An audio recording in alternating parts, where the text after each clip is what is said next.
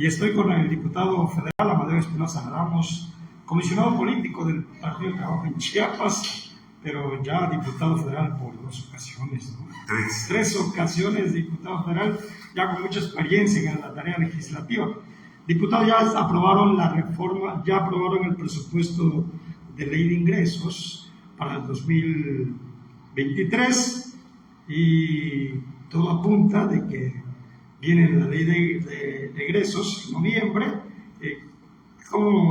pero por ahí nos están criticando los de oposición que no le cambiaron ninguna coma a la ley de ingresos, a pesar de que dicen que se sustenta esa ley de ingresos en endeudamiento público. En realidad, ¿cuál es lo que está observando? Lamentablemente estamos viviendo una etapa con una sucesión política para el 2024 muy adelantada y una polarización del sistema político muy grave.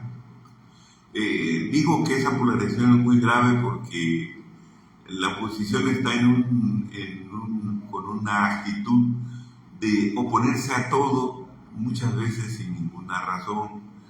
La verdad, el presupuesto de egresos no es que se esté endeudando al país, es que hay una deuda histórica que viene desde la época del FOBAPROA, que es muy grande, y que ahora con la inflación que está viviendo y el crecimiento de las tasas de interés, pues claro que está aumentando esa deuda.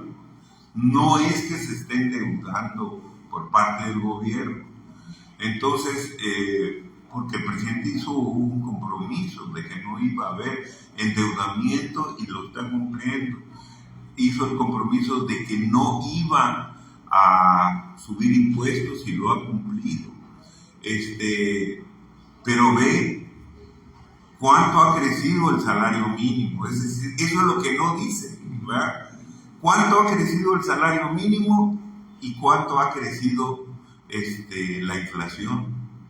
Sí es cierto, es una inflación de un poquito arriba del 8%, pero los salarios para las clases más desprotegidas han crecido de manera significativa, alrededor del 70% en lo que va del sexenio.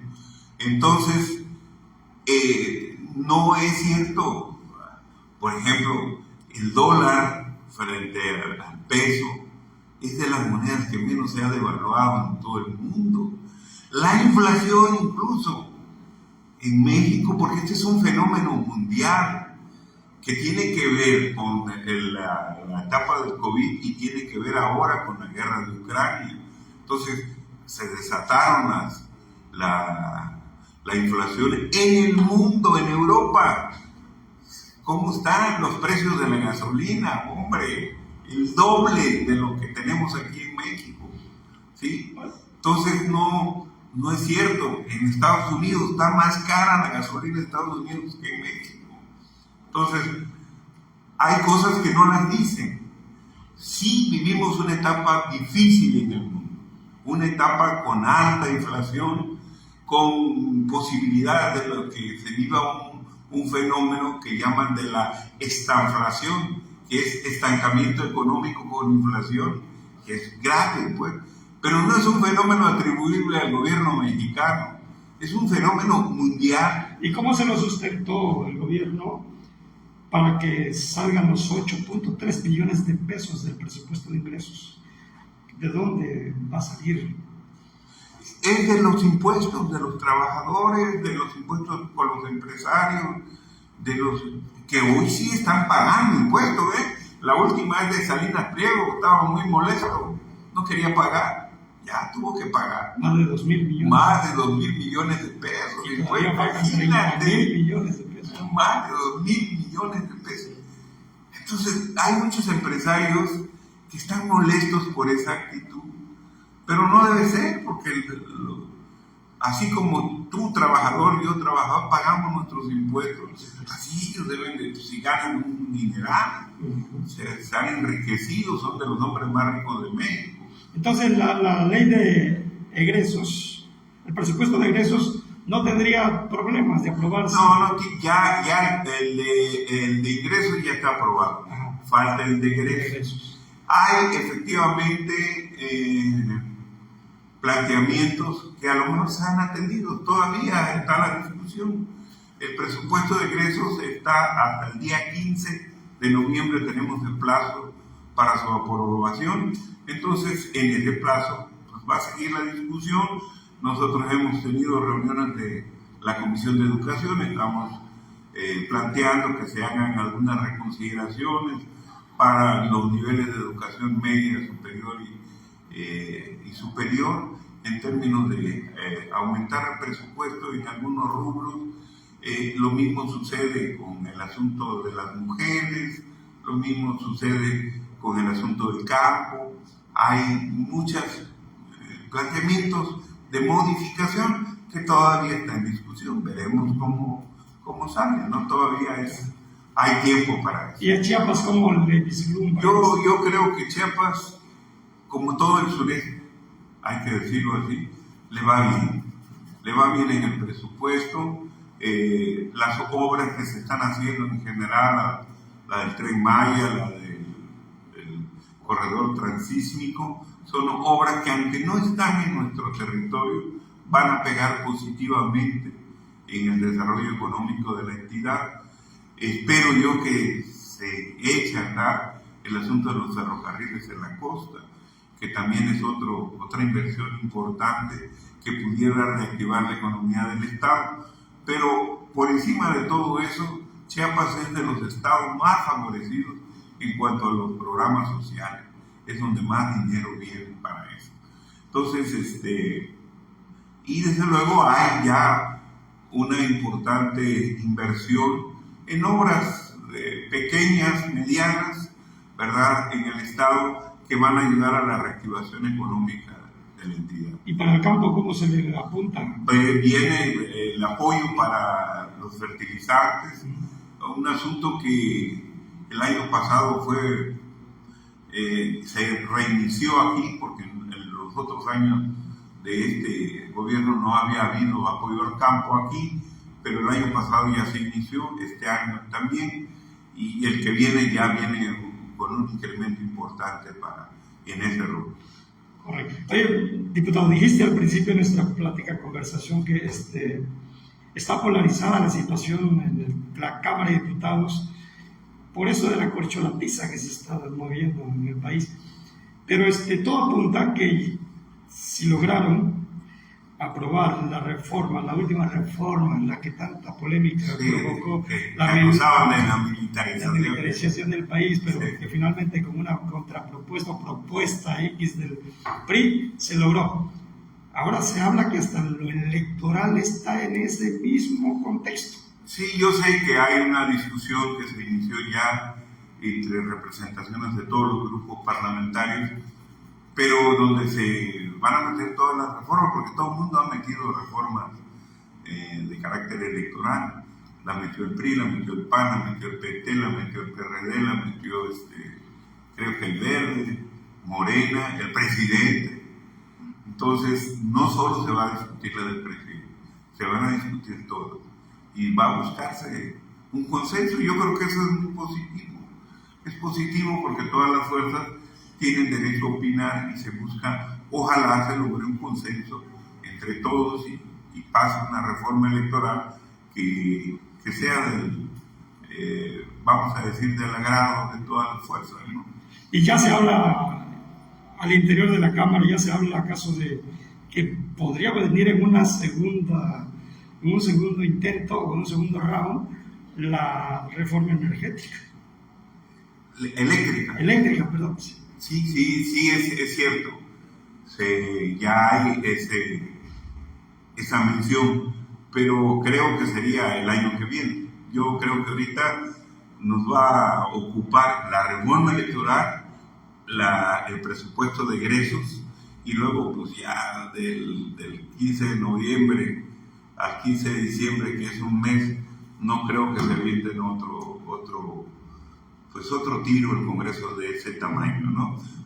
Si se viene eso, sería hasta el próximo año. Pero pues hay esa posibilidad, y yo creo que eso sí sería muy positivo para el país.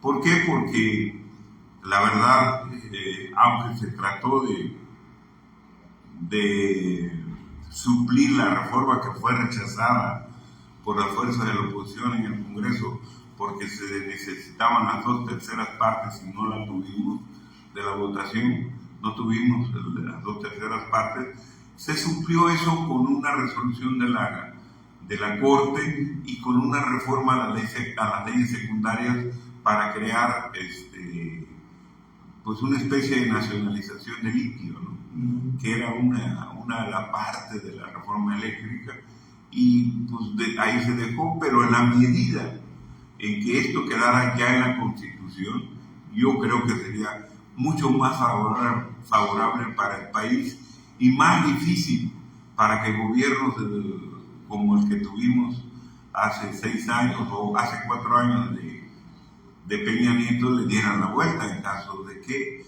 la cuarta transformación no continuara. Pero yo creo que está muy claro ya el panorama, que el 24 está definiéndose ya a favor de la cuarta transformación y de la alianza que conforman Morena, el Partido del Trabajo y el Partido Verde Ecologista. Teniendo de aliados a Lito y a su gente, como priistas, ¿sienten que van a progresar? Pueden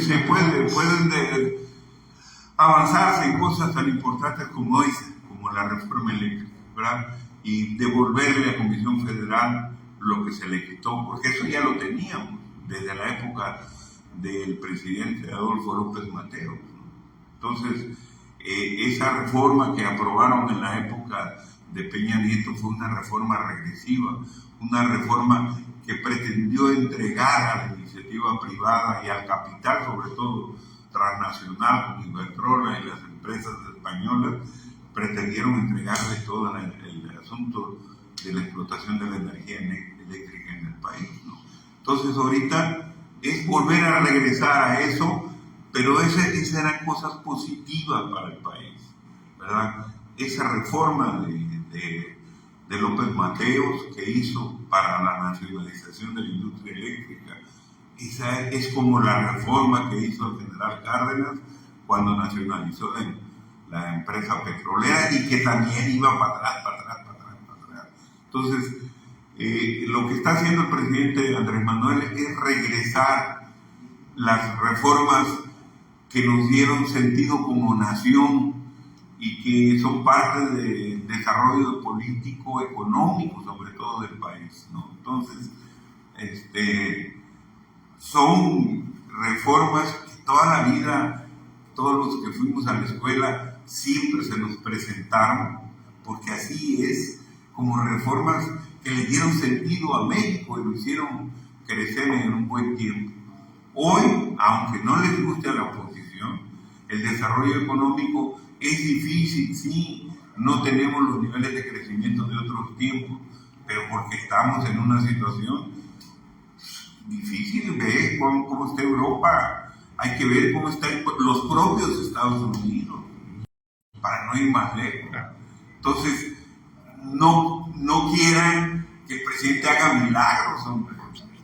Bueno, el Mesías solo es un apodo, no es que pueda hacer milagros el presidente. Está construyendo un país en las condiciones más difíciles, regresándole al desarrollo nacional el control de las empresas estratégicas que nos dan sentido como nación.